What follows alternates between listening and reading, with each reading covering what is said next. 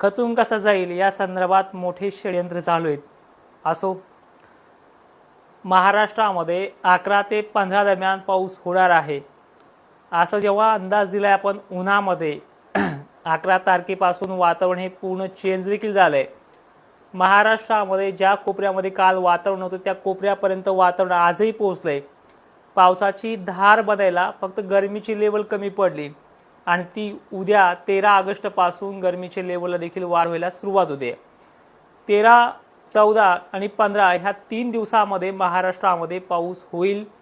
MP बाउंड्रीपर्यंतचा आहे किंवा MP बाउंड्रीच्या बाहेर येणार नाही या वक्तव्याला पावसानं कालच उत्तर दिले। एमपी बाउंड्री ओलांडून छत्रपती संभाजीनगर नाशिक जिल्ह्यात एवढंच काय मंठ्यासह खालीकडे हिंगोलीपर्यंत त्यांनी मजल मारले। यवतमाळ, चंद्रपूर, नागपूर जिल्ह्यात काही ठिकाणी असं करून जवळपास अर्धा विदर्भ, संपूर्ण खानदेश आणि मराठवाड्यातल्या छत्रपती संभाजीनगर ते जालन्याच्या उत्तरेकडील भागांपर्यंत पावसाने कालच मजल मारली। आज 12 तारखेला वातावरण हे फुल बनलेलं होतं।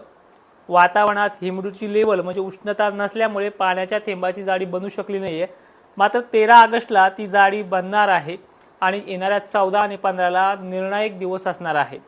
त्यामुळे तुम्हाला सगळ्यांना एक विनंती करेल की 15 तारीख पूर्ण होऊ द्या, 16 तारखेला आपण या गोष्टीवरती बोलूयात। तोपर्यंत एकानेही चिंता करायची नाहीये।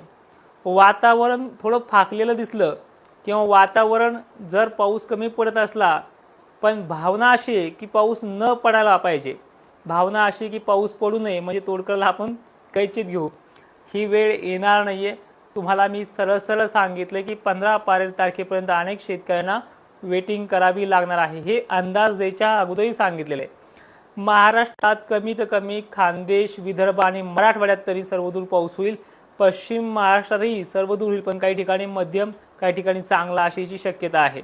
मी वारंवार हेच सांगेल आणि 100% तुमच्या बाजूनेच आहे की पॉझिटिव्ह गोष्टी अशा आहे की तुम्हालाही माहिती आहे ज्या तारखेपासून खंड सांगितला जातोय त्याच तारखेपासून वातावरण चेंज झालंय आणि महाराष्ट्रात 22 तारखेपर्यंत पाऊस नाही या वक्तव्याला सुद्धा पाऊसच उत्तर देईल। ॲक्टिव्ह वेदरचे किंवा विंडीचे मॅप दाखवून महाराष्ट्रामध्ये तुम्ही काय साध्य करताय हे तुम्हाला सुद्धा कळलं पाहिजे। ज्या शेतकऱ्यांच्या बाजूने आपण काम करतोय त्या शेतकऱ्यांना कसं याच्यामध्ये धीर दिला पाहिजे समजत नाहीये, पण ते सुद्धा जाऊ द्या। पाऊस महाराष्ट्रात याच तारखेला सुरू झालेला आहे जे 11 आणि 12च्या दरम्यान तुम्ही पाहिलाय। राहिली फक्त मराठवाड्याची आणि पश्चिम महाराष्ट्राची गोष्ट। जवळपास उद्या काही भागांना पुन्हा पावसाची ॲक्टिव्हिटी वाढते, पण ती संध्याकाळपर्यंत होईल। त्यामध्ये अकोल्याचा नंबर उद्या नक्की लागेल। बुलढाण्यामध्ये आणि उष्णतेची लेवल जी आज नव्हती आणि काल नव्हती ती आता उद्यापासून वाढेल।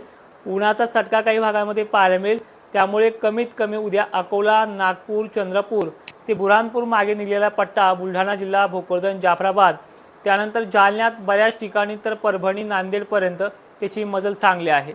लातूर जिल्ह्याला मी पहिलेही सांगितले की तुम्हाला 15 तारखेपर्यंत वेटिंग करावं लागणार आहे। 15 तारखेपर्यंत या भागामध्ये अनेक ठिकाणी चांगला देखील पाऊस होणार आहे। फक्त विनंती आहे की खचून जाऊ नका, धीर सोडू नका। आणि मी जवळपास खरं तर हा अंदाज तुम्हाला 15 पर्यंत दिलेला आहे आणि पुढे सुद्धा सांगितले की 22 पर्यंत खंड जे सांगतायत त्या 22 पर्यंत खंड नाहीये। वातावरण हे ढगाळ आणि शितुळ्याचंच राहील। अधूनमधून पाऊस काही ठिकाणी कमी तर काही ठिकाणी जास्त, हे प्रमाण कमीत कमी जे 11ला सुरू झाले ते 12 पर्यंत नाही, सॉरी 15 ते 22 पर्यंत कायम राहणार आहे। त्यामुळे घाबरले जाऊ नका। आणि एक विनंती नक्की करेल, या वातावरणामध्ये उन्हाचे तडाखे नाही आहेत। उन्हाच्या तडाख्यामुळे जे पीक सुकतात ते वातावरणाच्या ढगाळपणामुळे ते अजूनही कमी झालेत। आज उद्या ह्या 2-3 दिवसामध्ये ते पाणी देखील वर्षाव करणार आहे, एवढं सांगेल की काळजी करू नका। उद्या 13 तारखेला अकोला, अमरावती, नागपूर, चंद्रपूर जिल्ह्यामध्ये वातावरण हे असेल। मराठवाड्यात वातावरण थोडं कमी झाल्यासारखं वाटेल, पण स्थानिक लेवलनी इथे उन्हाच्या टेम्परेचरने काही काही ठिकाणी पाऊस पडणार आहे। यानंतर वातावरणाची वाढ 11 सारखीच 14 आणि 15 असेल, ती मराठवाड्यात आणि विदर्भात असणार आहे। मराठवाड्याबरोबरच वरचे सोलापूर, धाराशिव आणि अहिल्यानगरकडे देखील, पुण्याकडे देखील चिरेलचेल आहे। कोल्हापूरमध्ये 16 तारखेला सांगितलेले, 16 तारखेला कोल्हापूरमध्ये वाढ होईल। आपण सगळ्यांच्या कमेंट 15 पूर्ण होऊ द्या आणि 16ला घेण्याचा प्रयत्न करेल। तोपर्यंत जय शिवराय, धन्यवाद। बाकीच्यांना सगळ्यांना अंदाज ऑलरेडी समजून सांगितलेला आहे, काहीही काळजी करू नका। धन्यवाद।